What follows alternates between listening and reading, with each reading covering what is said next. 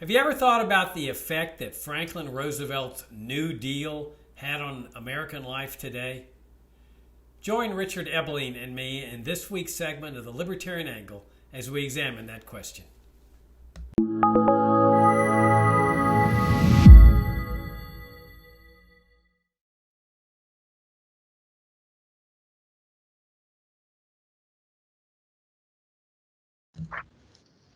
Hi, I'm Jacob Hornberger, president of the Future of Freedom Foundation, and this is this week's issue of the Libertarian Angle, the show, as many of you know, that brings you the principled, uncompromising case for libertarianism. And I'm joined, as I am every week, by my co-host, Richard Eveline, who teaches economics at the Citadel. Richard, good to see you again.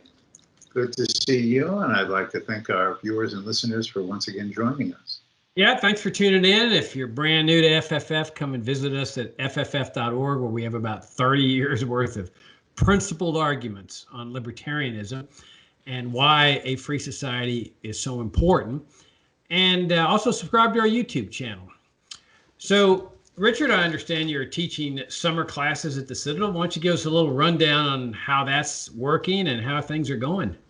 Well, the summer classes are online, which is actually how most of the spring semester was because of the lockdowns and shutdowns of institutions of higher learning, including the one I'm at, Citadel. It's a different situation. It's not live. I've lost my live audience for all my old corny jokes, which has been very depressing for me. You know, the advantage of being a professor and students each semester is that I can be sort of like the Henny Youngman of economics. And I can use the same old jokes for 40 years. And now I've lost my audience. It's terrible. But seriously, these are just the introductory courses. I did a section of principles of macroeconomics. I'm now in the midst of a section of principles of microeconomics. And of course, you lose the direct and personalized touch because you basically put up a format of a summary of what the chapters are covering. You elaborate and extend in various discussions. You put up PowerPoints. You use supplementary articles. But it does make the students have to do more reading and writing.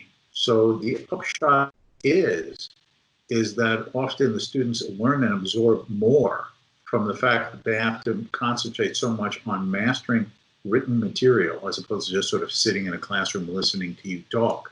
And then the supplementary readings, which basically cover the things that I would have talked about in class, but I can't do that.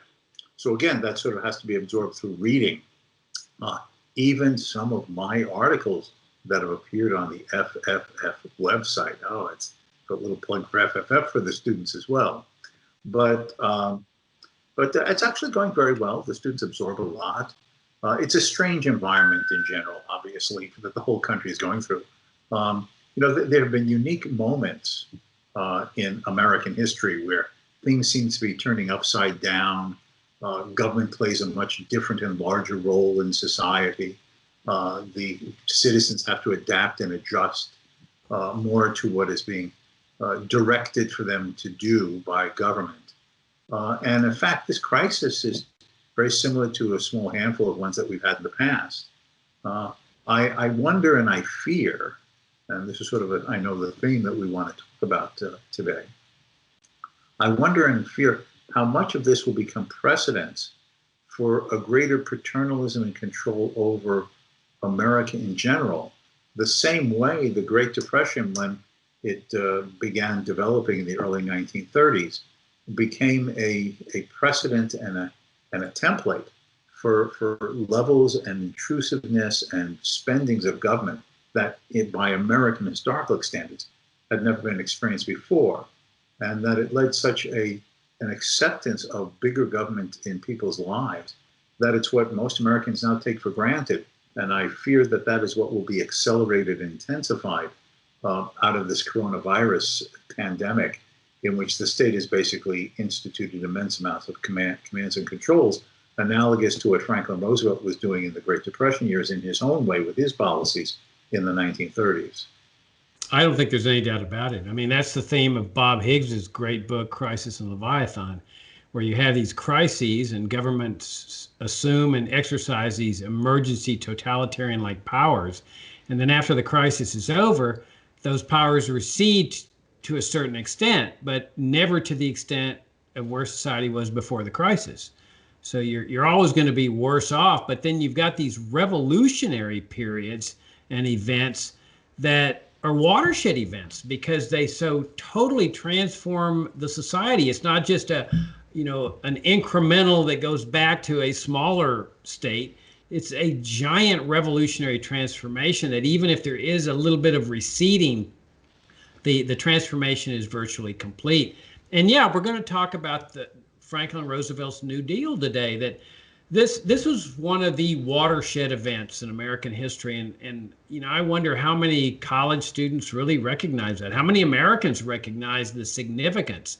Because the way it was sold is that this system, Franklin Roosevelt's New Deal, saved America's free enterprise system. That the free enterprise system had failed after 100 and some odd years in America, and that it had finally failed, and that Franklin Roosevelt, the president, needed to save it.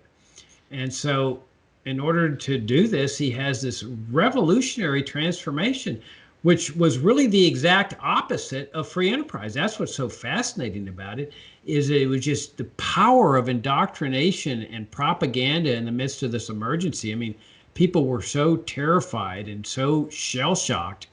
As you know, people were committing suicide. They had lost fortunes, and they were in no mood to be standing up to the government. And they were in this midst of this giant emergency, were putting their faith in government, faith in what Franklin Roosevelt was saying and doing. But it was a truly remarkable event because everything changed. Now, the seeds for it obviously had been laid beforehand. The progressive movement had started agitating for progressive reforms, minimum wage laws, licensure laws, and so forth, economic regulations, maximum hour legislation that workers had to work. And so Americans were willing to fall for just about anything. Of course, when Roosevelt blamed the Great Depression on the failure of free enterprise, people bought into that. When in actuality, what had happened was the failure of the Federal Reserve. That had come into play after the progressive movement got going in the late 1800s. You've got the Federal Reserve, along with the income tax, being established in 1913, which laid the framework, of course, for the out-of-control federal spending that the welfare state would bring, that the New Deal ushered in, as well as the warfare state after the end of World War II. So you have this major transformation, and it's composed of a multiplicity of programs that Roosevelt put into play that were very similar, by the way, to programs that were being instituted in fascist Italy. I mean, as well as in the socialist Soviet Union. In fact, there's a great book called Three New Deals by a guy named Shivelbush that compare what Hitler was doing in the 1930s and Mussolini was doing in the 20s and 30s and what Roosevelt was doing, and found remarkable similarities. I mean, you've got things like massive public works projects that Roosevelt was engaged in to give jobs to Americans, having government save the country by giving jobs. It's a legacy that we're still living with today. We've got the National Industrial Recovery Act, which was the very model of a fascist system, where the government would put industries and business into cartels. I mean, this would have fit in perfectly in Mussolini's Italy. He would have embraced it. And then you had the Blue Eagle campaign, where businesses were expected to post the Blue Eagle on their storefronts to show that they were supporters of the National Industrial Recovery Administration and all of the cartelization and price fixing and wage fixing that went on there. And then the most monumental transformation, of course, came with Social Security, which was a program that had originated among socialists in Germany, had been introduced into Germany into law by Otto von Bismarck, the Iron Chancellor of Germany. That's why his portrait is featured on the Social Security Administration's website. And it was this revolutionary transformation in the sense that government would now be used to take money from one group of people and give it to another group of people. And that ushered in the entire welfare state way of life.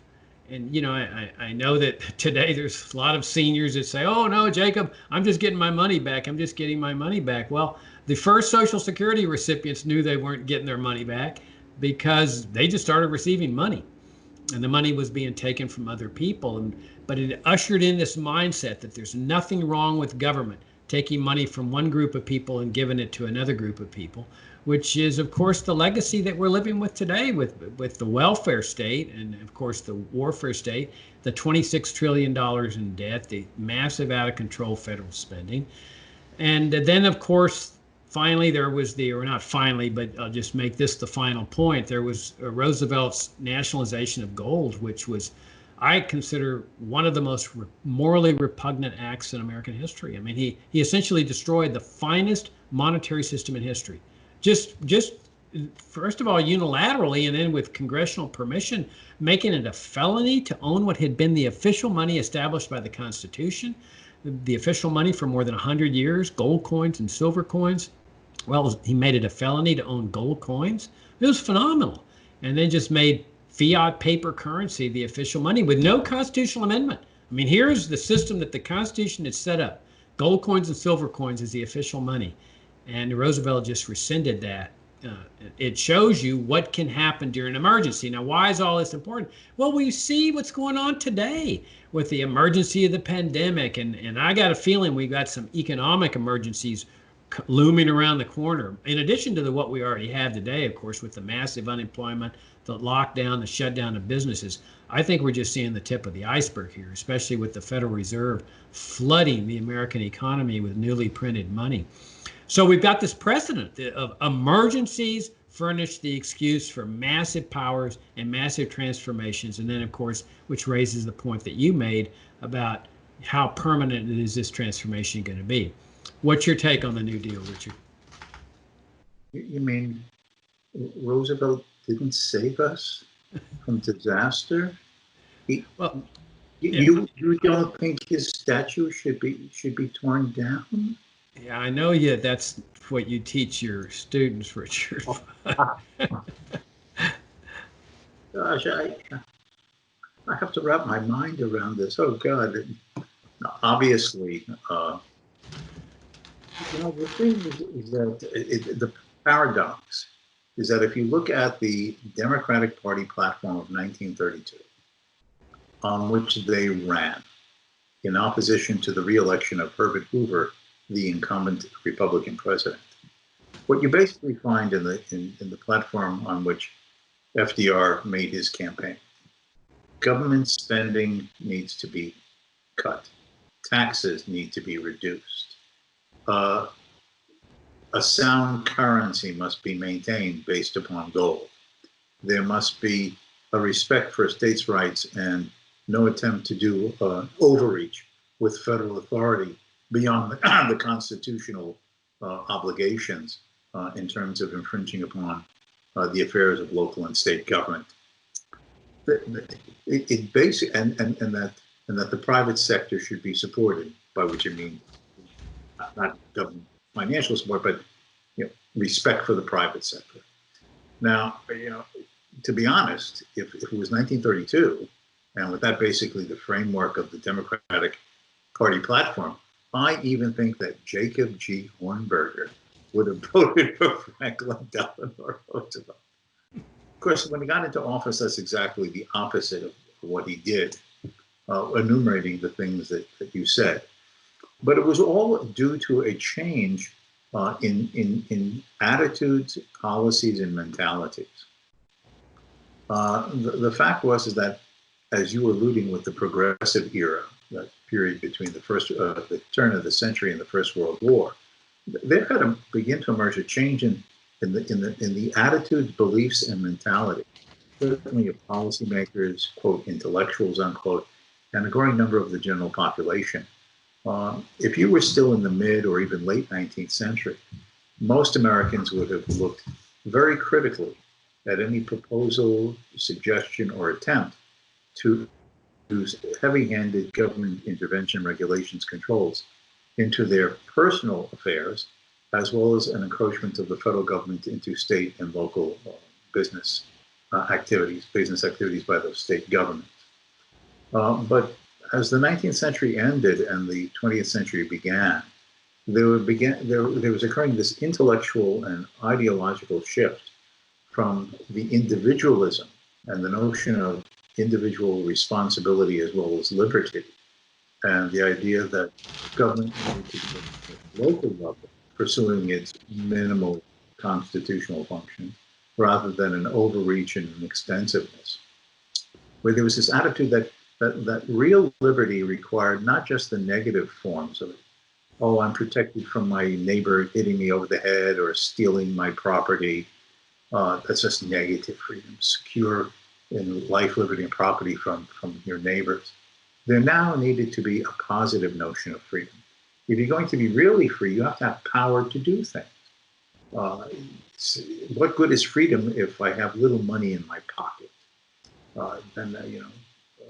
Freedom means the ability to achieve things, do things that you would like to do, you feel that you need to do to develop your potential as a human being. And therefore, this began to be a shift in the intellectual currents, certainly in the early decades of the 20th century, that government had to have a more activist and positive role. Certainly with the progressive era, the growth of government regulatory agencies, the enactment of Social Security, not Social Security, the Internal Revenue Service, the federal income tax, the establishment of the Federal Reserve by an act of Congress, the idea of the centralized system of monetary management by a government agency or a government agency. This was also the change in the attitude in the 1920s. These things don't happen in a vacuum. When Herbert Hoover was elected president in 1928, replacing the previous president, Calvin Coolidge, he was viewed as an active and positive president. He had been Secretary of Commerce in the Coolidge years. He had been a great advocate of government-business partnerships. He had been a believer that the government had to intervene in supporting various activities and elements of American life. He was a social engineer.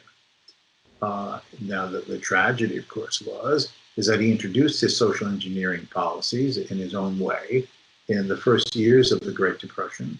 And they helped create the very conditions which his policies were supposedly going to assist in mitigating. Instead, by 1932, as the election year is coming up, the U.S. economy has fallen into the depths of the Great Depression due to government jawboning over wages and prices, the implementation of a huge tariff that was stymieing international trade at a time of business hardship, the Smoot-Hawley tariff. By, again, the historical standards of that moment, government spending dramatically increased, taxes were increased, yet at the same time, deficits were growing already under Hoover. So in effect, when the Democrats were choosing to run against him in 1932, they were attempting to appeal to the more traditional notions of a smaller government, a more limited government, a more self-responsible society in many of those planks that I alluded to. Yet, in fact, when Roosevelt took over in his famous first 100 days in control of programs with what was called his brains trust, he brought in all these sort of technocrats and social engineers and sort of socialists with a small s to design his programs. And what they basically came up with, as you were alluding to fight this crisis, was the emergency programs of a fascist economy. It is important to focus on, if I can just hammer away at what you were saying, is that what the people around Roosevelt attempted to do was to have a form of planning and control of production and the creation of employment that would not seem to be like this crazy stuff that was being done in Russia. So what they had to look around for a model. And it is the case that many of those intellectual supporters and participants in the Roosevelt years at first were familiar with, admirers of, and advocates for, in this emergency situation, a version of the corporatist fascist economy. You don't nationalize industries.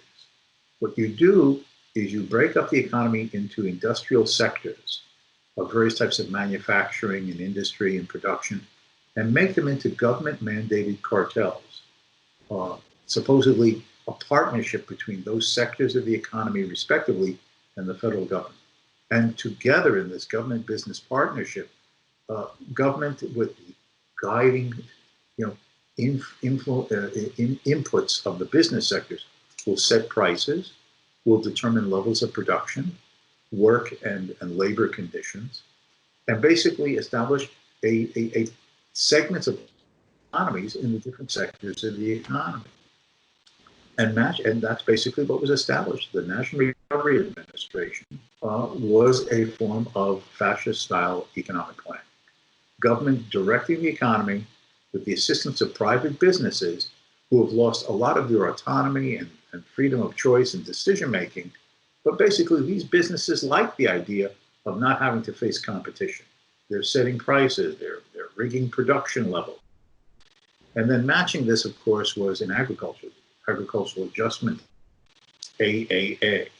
And this basically introduced the federal government into farming. The federal government ended up telling farmers what crops they could grow and the size of them, what livestock and animals that they could grow, and what sizes. If there were too many pigs, the little piglets were to be slaughtered. If it was the wrong crop, the crops had to be sort of set aside or rolled over or burned out. Also, in this artificial attempt to maintain, supposedly normalcy prices by rigging production. And then matching this, of course, was, as you were saying, Roosevelt's basically abolition of the American monetary system by the nationalization of gold. It became illegal for any American to own gold coins or bullion. Now, they still recognize collector's coins, numismatic items, but in the sense that there were gold coins and bullion held by people and viewed as part of the money supply, all of that had to be turned into the federal government, subject to, if you failed to, fine, confiscation, and imprisonment. And so everyone had to turn in their gold, bullion, and coins for Federal Reserve paper notes. And that was so the federal government didn't have to worry about the check of printing too much money relative to redeemable gold to basically print however much money the federal government thought it wanted to spend or needed to, quote, prop up the economy. And that basically abolished the gold standard as it had historically existed in the United States. And you had alluded to this very excellent book, which I also recommend to viewers to read on the Three New Deals. One of the things that stands out about someone is the idea of government actively attempting to mold public opinion and influence the population in an enthusiasm and a support. We have these images of the Nazi rallies, where you have these massive tens of thousands of people in there with swastika pennants, and Hitler is giving his speech, and his own versions in Italy with Mussolini. But America had its own version of this.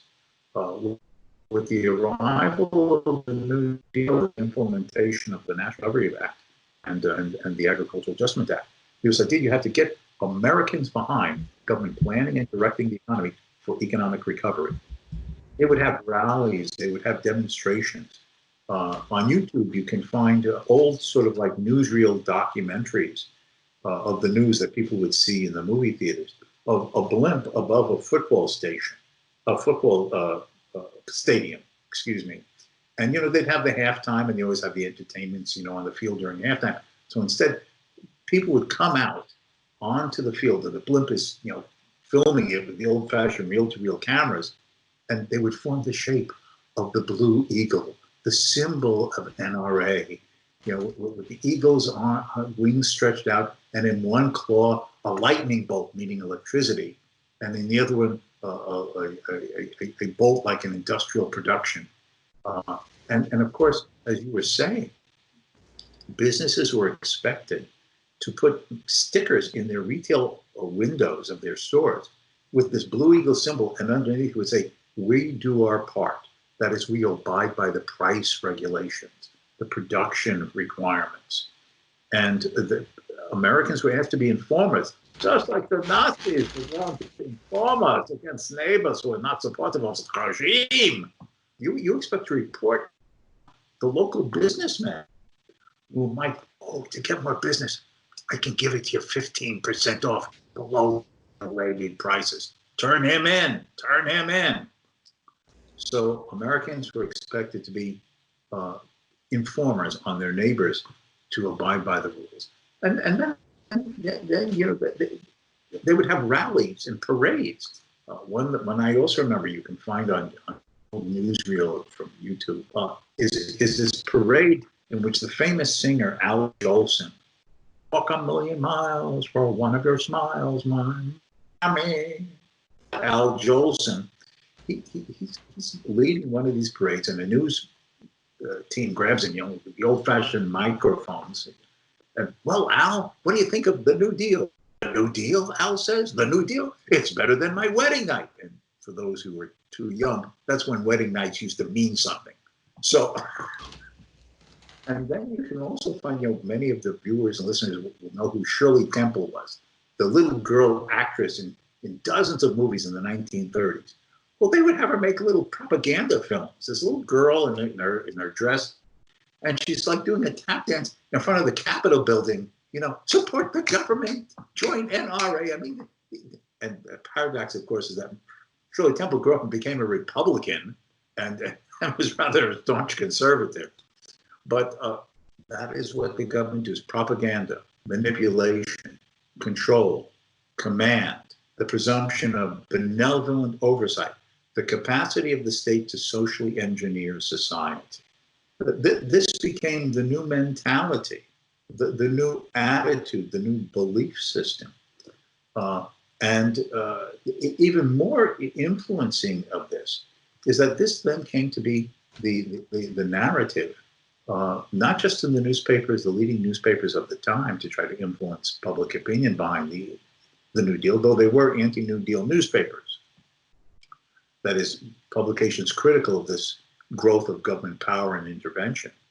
But then it went through the college and university systems, so that by the end of the Second World War and into the post-war period, a young person in grammar school, certainly high school, and obviously in college, you're taking your American history classes. You get to contemporary American history, that is, 40s and 50s. And what are you learning about the decades earlier of the 1930s? As you were saying, Roosevelt saved American capitalism. He got us out of the Great Depression. He put people back to work. He showed this benevolent side of government, where in fact, all historians of any objective repute today realize that everything that Roosevelt did, building on the bad policies of Herbert Hoover before him, intensified and prolonged the Depression. The fact is that when he took office in early 1933,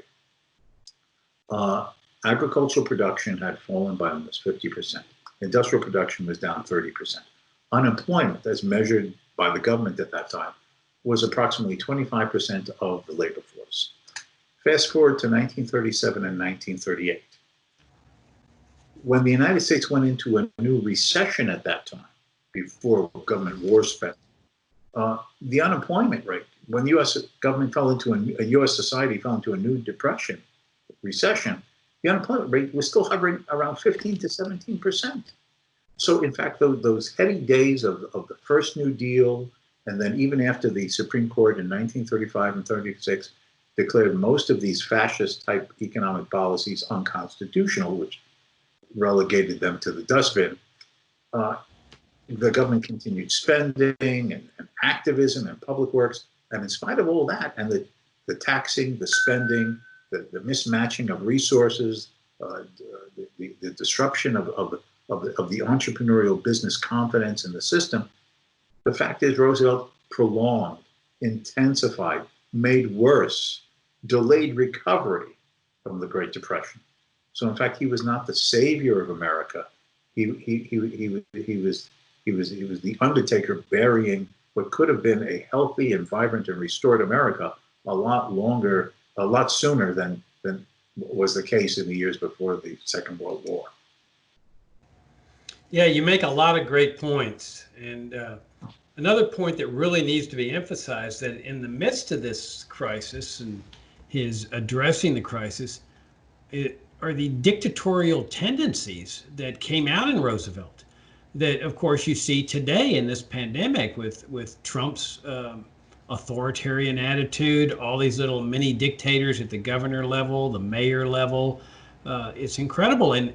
But Roosevelt was no different. In fact, one might even argue he was the one that set the precedent, along with perhaps Lincoln during the Civil War.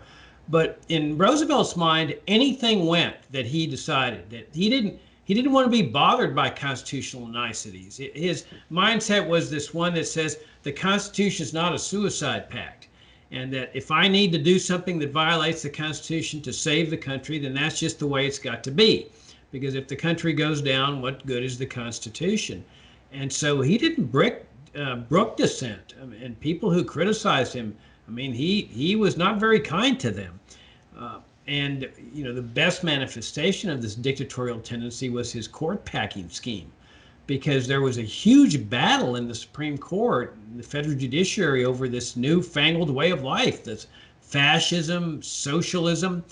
There were 4 justices on the Supreme Court that were fighting against it, declaring much of what Roosevelt was doing, or at least some of what he was doing, unconstitutional. They were essentially saying this is alien to this country, has nothing to do with this country.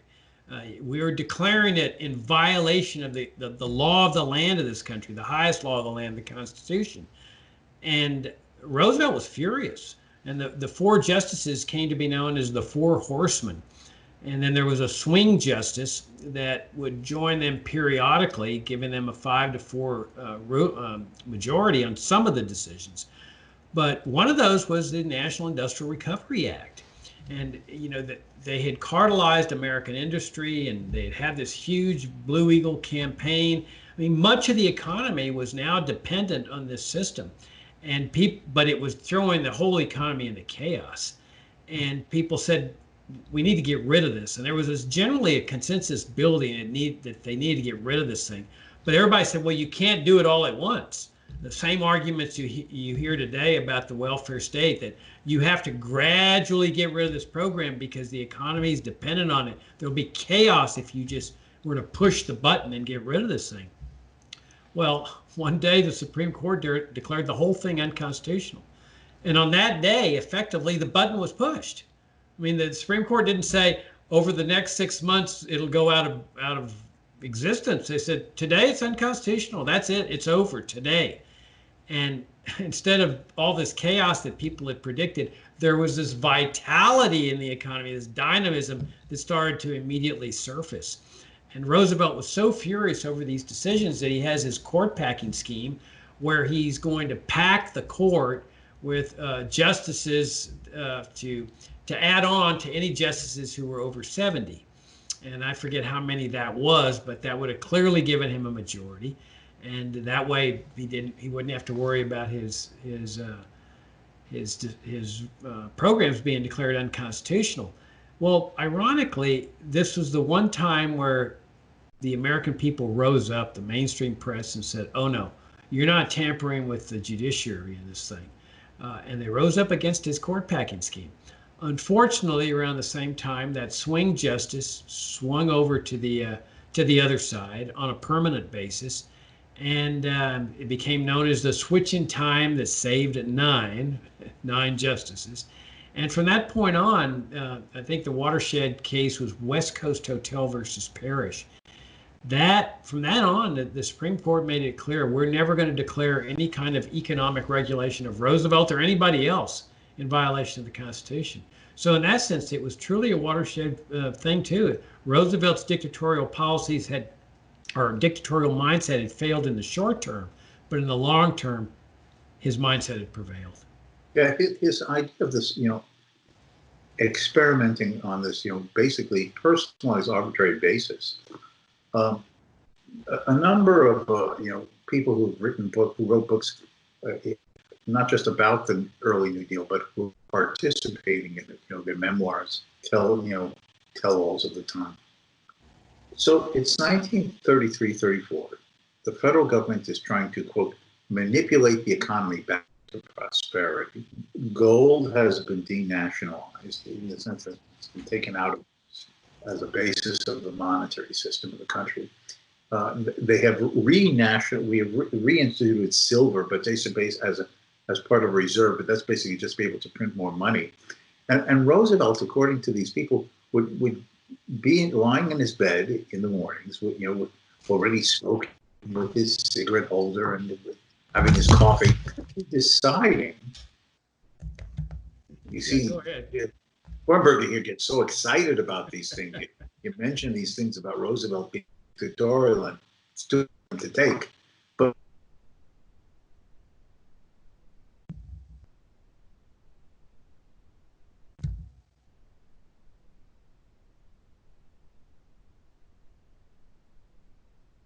to move it up, move it down, influence its impact in the international market. And this was this idea that one person, truly the mindset of the dictator, the democratic despot, if you will, just sets a price, the price of the dollar as he thinks fit. Now, this just was embodied. Now, the peculiarity of Roosevelt is that, so what was he? He basically had no underlying ideological sort of balance point. An indication of this is that sometime around 1936 or 37, some reporter, as I recall, during one of his Oval Office little press conferences around his presidential desk, said, "Mr. President, some people call you a communist, others call you a fascist. How do you view yourself?" And Roosevelt, according to the reporter, seemed actually bewildered by the question. And he said, "Well, I'm just a Christian and a Democrat." Now, assuming that wasn't just a line, I think he was just a political manipulating experimenter. If this works, great. If that works, not. You just juggle it around and you manipulate everybody in the political system.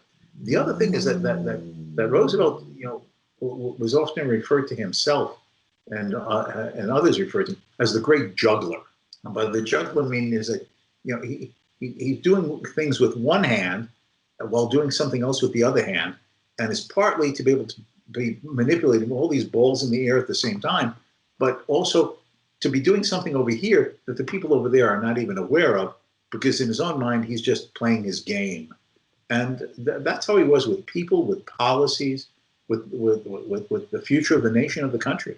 And that's a dangerous mentality. But the idea is you can just sit in your bed and decide how things will be today, because you've decided what needs to be done, and you're going to experiment in one way or another on a daily basis until things turn out the way you think they should be, separate from and independent of the individuals themselves in the society, going about their own lives, coordinating themselves in various and sundry ways through the market interactions of competition and supply and demand.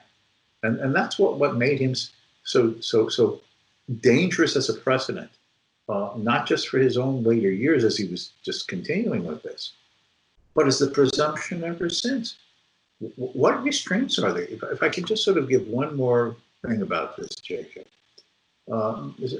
Viewers and listeners are familiar with the now former U.S. Congressman from Texas, Ron Paul. And both of us lived in Texas, and I had met Ron Paul when I was living in Texas many, many years ago. And I asked him one time, what surprised him the most when he entered Congress for the first time, that he hadn't expected, he hadn't thought of?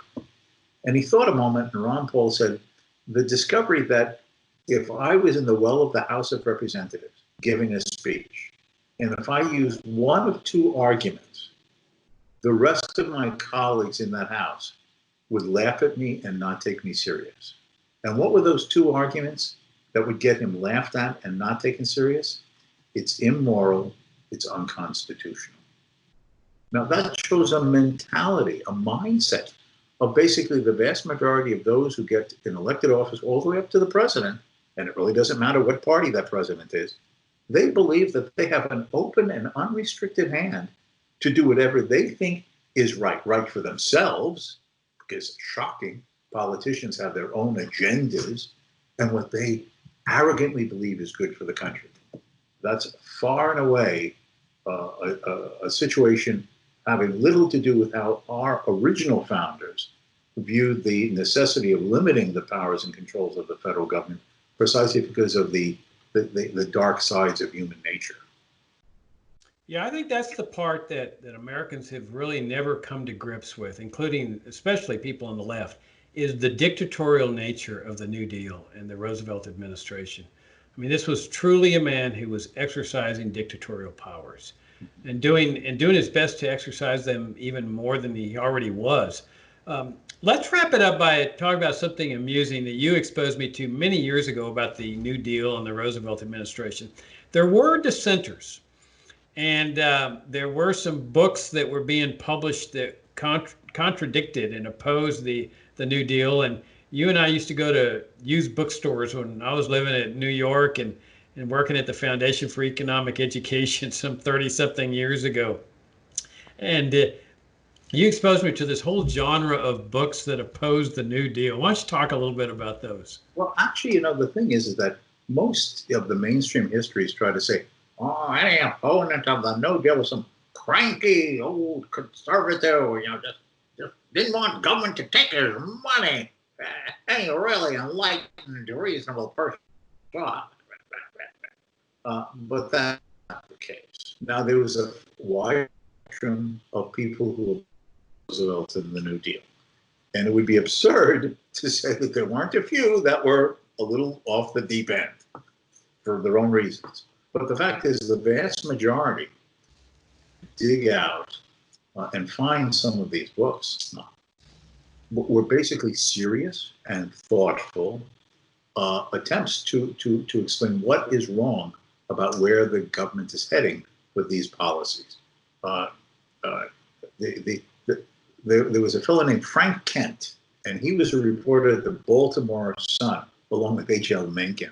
And he had two collections of his newspaper articles called Without Gloves, Without Grease. In other words, he was screwing you, and it was all raw. And he just lambasted it. And then there was another book about this farmer in Indiana. And the book is called The Old Boat Rocker. Yes, that's the name of the book, The Old Boat Rocker. They wanted me to go along and just do what the government said about running my farm and what I should grow. Well, I wasn't going to go along with it. I was the old boat rocker. I was going to rock the boat.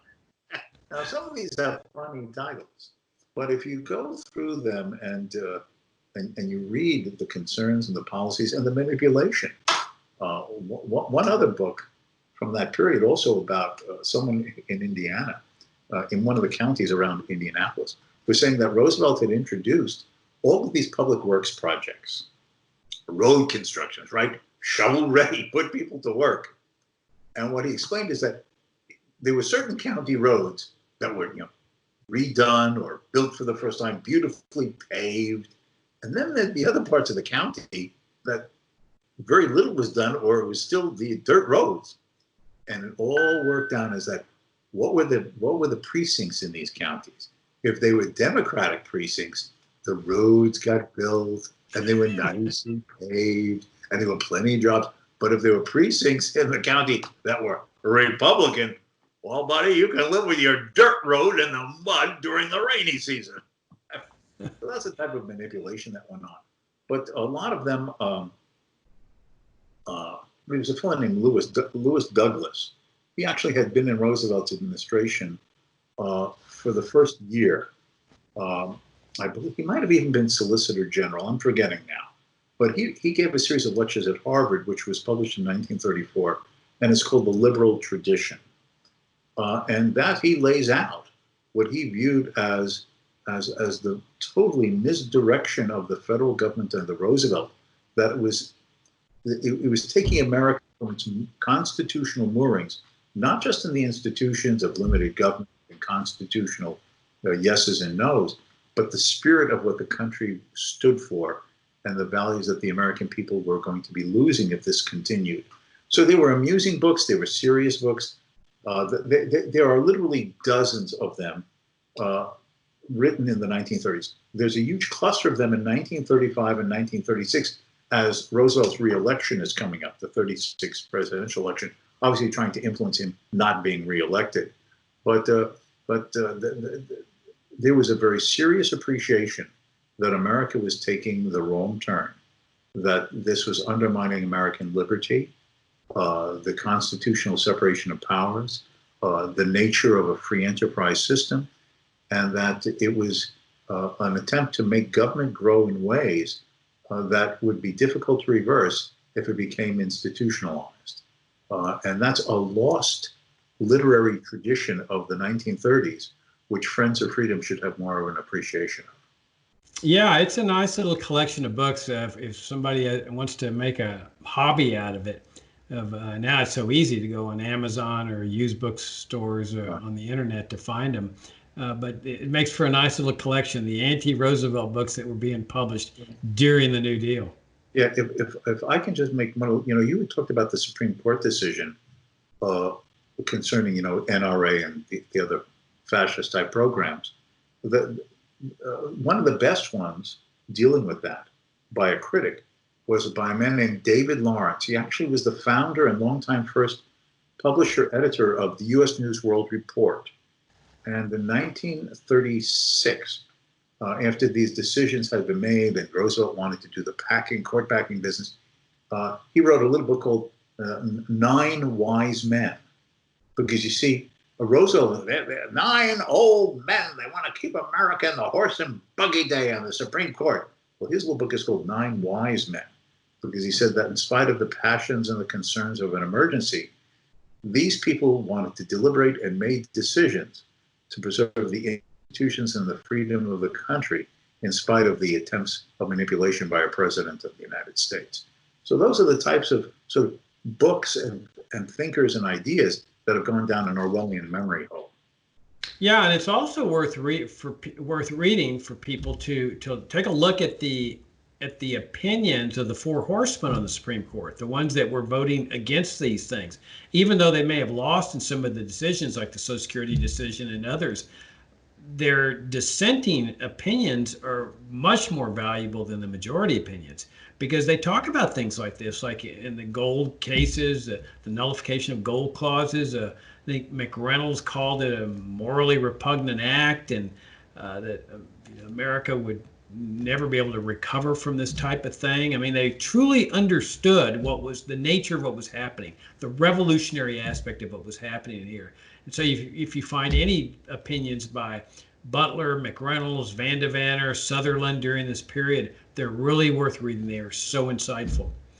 Okay, Richard, on that note, we need to wrap things up. As always, greatly enjoyed the conversation. Again, if you're new to FFF, come and visit us at FFF.org, subscribe to our YouTube channel. And Richard, I look forward to talking to you again next week.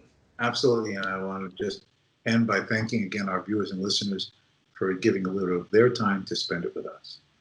Okay, thank you for tuning in. We'll see you next week.